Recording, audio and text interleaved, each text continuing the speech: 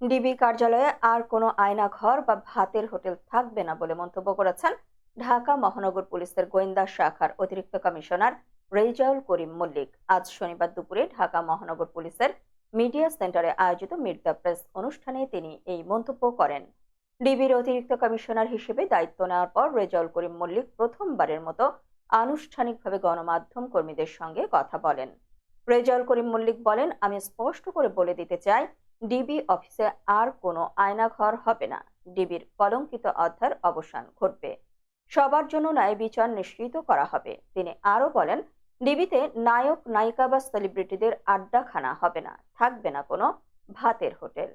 DB জবাবদিহিতার ঊর্ধ্বে নয় উল্লেখ করে অতিরিক্ত কমিশনার বলেন, আমিও জবাবদিহিতার ঊর্ধ্বে নই। যতদিন ডিবি প্রধান হিসেবে দায়িত্ব পালন করব, ততদিন ন্যায় বিচার, সততা ও পেশাদারিত্ব বজায় রাখব।